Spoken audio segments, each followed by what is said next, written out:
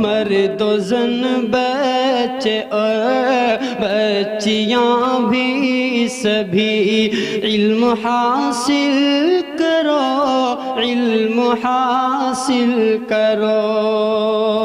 यही फरमान रब, यही कौले नबी, यही फरमान रब, यही कौले नबी। इल्म हासिल करो, इल्म हासिल करो। जिंदगी की अंधेरों भरी राह में है कमाले रुतबा आए मुस्तफ़ा बलगल उला बिकमालिही। है कमाले रुतबा आए मुस्तफ़ा बलगल उला बिकमालिही। ये असर है उनके जमाल का कशफत दुजा बिजमालिही। किसी एक अदा की तो बात क्या, हसनत जमीओ खिसालिही। वो खुदा का जिसने पता दिया, सल्लु अलैहि व आलिही। जिन्हें मोहब्बत होती है वो बिन बुलाए आते हैं, जिन्हें मोहब्बत होती है वो बिन बुलाए आते हैं। हमारी महफिल में फूल नहीं दिल बिछाए जाते हैं। मोहतरम सामिईन किराम, आज आपके महबूब इदारे जामिया अरबिया तालीमुल कुरान उस्माने गनी बड़ौदा सिहानी का सालाना इजलास मुनाकिद हो रहा है, जिसके रूहे रवा मुनकर नकीर की तरह मेरे दोनों जानिब बैठे हुए हजरत मौलाना व मुफ्ती मोहम्मद औरंगज़ेब साहब दामत बरकातुहुमुल आलिया, जिनके कांधों पर जिम्मेदारी है इस इदारे के एहतमाम की। और दूसरे अल्फाज में मैं इस तरीके से कहने की कुदरत रखता हूँ कि मोहतमिम जामिया अरबिया तालीमुल कुरान उस्माने गनी बड़ौदा सिहानी, और इसी तरीके से हमारे दूसरे फर्जंद और दूसरे मुहिब्बे मदरसे से मोहब्बत रखने वाले हजरत हाफिज मोहम्मद आबिद साहब दामत बरकातुहुमुल आलिया, जो आप हजरात के सामने मेरे बाएं जानिब स्टेज पर तशरीफ फरमा है।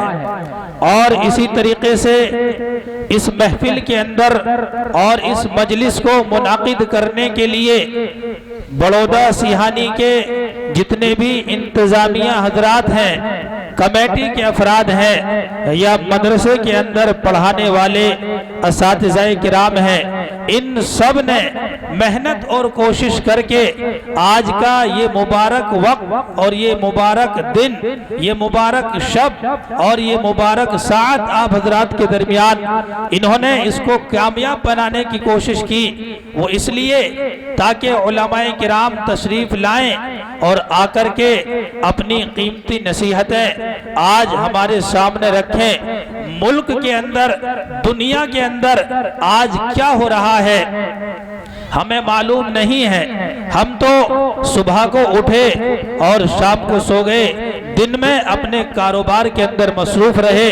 कोई भट्टे पर जाकर के निकासी कर रहा है, कोई भट्टों पर तूरी डाल रहा है, कोई अपनी भैंसों की डेयरी में लगा हुआ है और 200 भैंसें पालने वाला इंसान जाहिर सी बात है पूरे दिन और पूरी रात यानी कि 24 घंटे उन्हीं के पीछे लगा रहेगा। कभी उनको चारा खिलाने की फिक्र है, कभी उनका गोबर इधर से उधर पहुंचाने की फिक्र रहती है, और इसी तरीके से उन भैंसों से जो दूध निकलता है और हासिल होता है उसको किस तरीके से बेचना है।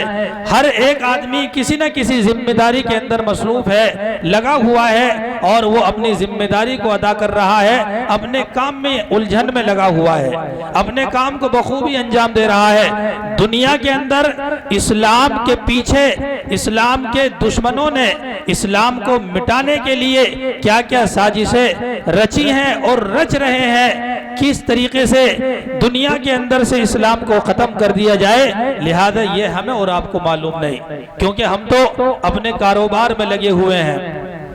बल्कि उलमा ने लिखा है कि अगर कोई आदमी रात को अपनी बिस्तर पर पहुंचता है, चारपाई पर पहुंचता है, अपनी आराम गाह पर सोने के लिए जाता है, तो उस वक्त भी अल्लाह के नबी सल्लल्लाहु अलैहि वसल्लम ने सोने के आदाब बयान फरमाए हैं, अहादीस के अंदर आते हैं। और आप हजरात जानते हैं कि सोने से पहले दुआ पढ़ी जाती है। तो उलमाए किराम मदरसों के अंदर जो बच्चे पढ़ने के लिए आते हैं, चाहे तालिबे इल्म हो या तालिबा हो, बच्चे हो या बच्चियां हो, लड़के हो या लड़कियां हो, उनको मदरसे के अंदर सोकर उठने की दुआ सिखलाते हैं और रात को अपने क़यामगाह पर जाकर के, अपने आराम करने की जगह पर जाकर के सोने से पहले कौन सी दुआ पढ़ी जाती है, लिहाजा वो दुआ सिखलाते हैं ताकि दुआ पढ़ करके सो जाए और जब सुबह उठे तो दुआ पढ़ करके उठे, ताकि एक इंसान और जानवर के दरमियान जो जिंदगी गुजारने का तरीका है उसके दरमियान फर्क पैदा हो जाए। इंसान भी सोता है, जानवर भी सोता है। हम अपने घरों के अंदर भैंसे पालते हैं, जानवर हमारे घर के अंदर मौजूद है, लिहाजा भैंस जब रात को सोती है या कोई पालतू जानवर या गैर पालतू जानवर सोता है, जाहिर सी बात है वो दुआ पढ़ने का मुकल्लफ नहीं है, वो दुआ पढ़ करके नहीं सोता। या इसी तरीके से जब वो उठता है तो लिहाजा दुआ पढ़ करके नहीं उठता। लेकिन इस इंसान को अल्लाह के नबी सल्लल्लाहु अलैहि वसल्लम ने सोने का तरीका भी बतलाया कि अगर दुआ पढ़ करके सो जाए और सुबह को दुआ पढ़ करके उठ जाए तो इसकी सारी रात ये भी इबादत के अंदर शुमार की जाएगी।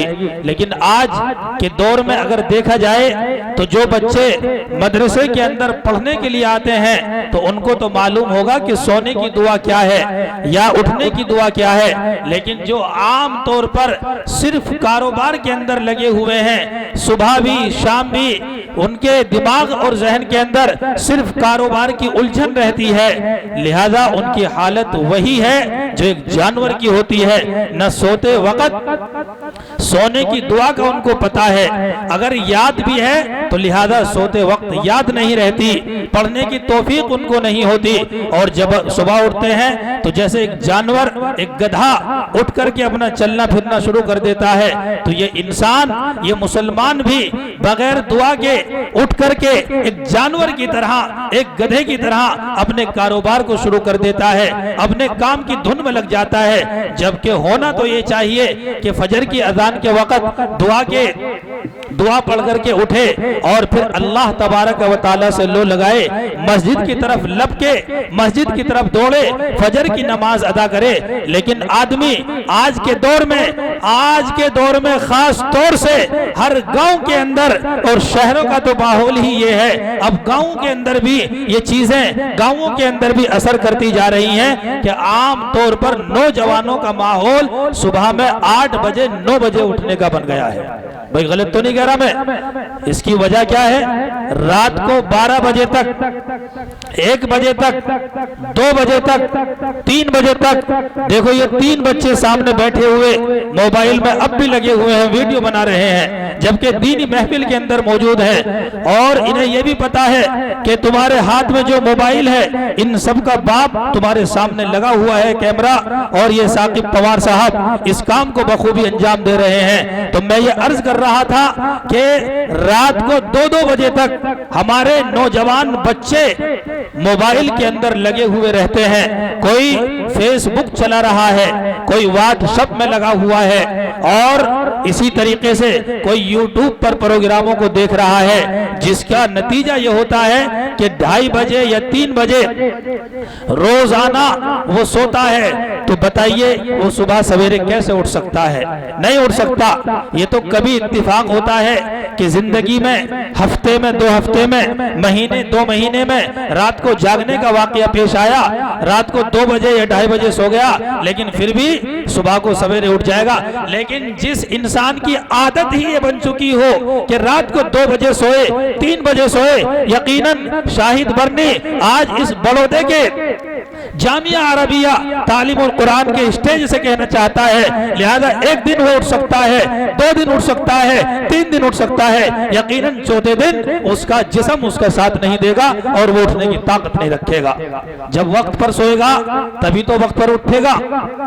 जो शहरों के अंदर माहौल है, रात को 2 बजे तक जागते हैं और सुबह में सोते रहते हैं, उठने का नाम नहीं, या इसी तरीके से और दूसरे मुल्कों के अंदर जो माहौल है वो आज हमारे मुसलमान बच्चों के अंदर दाखिल हो गया है। जबकि मेरे भाई हदीस पाक के अंदर अल्लाह के नबी सल्लल्लाहु अलैहि वसल्लम ने मुसलमान को जिंदगी गुजारने का तरीका सिखलाया है और सोने का तरीका बतलाया है कि कब उसको सोना चाहिए। उलमा स्टेज पर मौजूद है कि इशा की नमाज पढ़ने के बाद अगर कोई आदमी दुनियावी बातें करता है तो दुनियावी बातें करना उसके लिए जायज नहीं। इशा की नमाज पढ़े और पढ़ने के फौरन बाद अपने बिस्तर की तरफ चला जाए और जाकर के सो जाए, और सुबह फजर की अजान से पहले तहज्जुद में उठने का अल्लाह के नबी सल्लल्लाहु अलैहि वसल्लम ने हमें उठने का तरीका बतलाया कि तहज्जुद में उठना चाहिए। ये जिंदगी गुजारने का तरीका है। लेकिन आज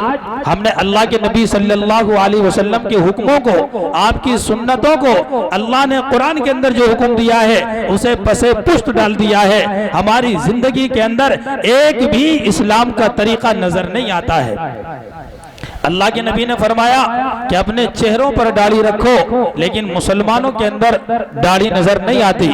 इस्लामी प्रोग्राम के अंदर, दीनी मजलिस के अंदर आदमी आता है, लिहाजा उसमें आने का भी तरीका अल्लाह के नबी ने बतलाया कि जब आदमी दीनी मजलिस में आए तो लिहाजा सरों पर टोपी होनी चाहिए। लेकिन हमारे कितने नौजवान यहाँ पर बैठे हुए हैं, मालूम है कि जलसे के अंदर जा रहे हैं, उलमाए किराम के सामने बैठेंगे, लेकिन फिर भी बगैर टोपी के जलसेगाह के अंदर तशरीफ ले आए। मैं ये नहीं कह रहा कि तुम यहाँ से उठ करके चले जाओ और जाकर के टोपी लेकर के आओ, लेकिन मैं कह रहा हूँ कि आइंदा आप किसी मजलिस में और दीनी मजलिस के अंदर जाएं तो लिहाजा हमारे सरों पर टोपी होनी चाहिए। हमारे वालिदैन को भी ये फिक्र होनी चाहिए कि हमारे बच्चे मदरसे के अंदर उलमाए किराम के बयान को सुनने के लिए जा रहे हैं तो हम अपने बच्चों से कहें कि इस्लामी लिबास कुर्ता पजामा पहन करके जाओ, अपने सरों पर टोपी रख करके जाओ। आजकल ये हाफ बाजू की जो आस्तीन चल रही है, उलमा आएंगे, मैं आप हजरात से कहना चाहता हूँ कि अगर इस हाफ बाजू की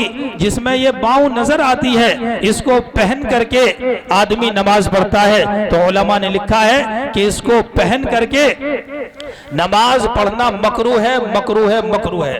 मकरू किसको कहते हैं? मकरू वो चीज है जो अल्लाह को नापसंद हो। तो जो नमाज हम पढ़ रहे हैं काहे के लिए पढ़ रहे हैं? अल्लाह को राजी करने के लिए। लेकिन हम ऐसे लिबास में पढ़ रहे हैं कि जो लिबास अल्लाह को पसंद नहीं, वो नमाज हमारी अल्लाह के यहाँ कबूल नहीं, अल्लाह को पसंद नहीं, नापसंदीदा है। तो बताइए हमारी नमाज पढ़ने का क्या फायदा होगा? नमाज पढ़ रहे हैं सवाब मिलने के लिए ताकि ज्यादा से ज्यादा सवाब मिले। बहरहाल अब मैं ज्यादा गुफ्तगू करना नहीं चाहता।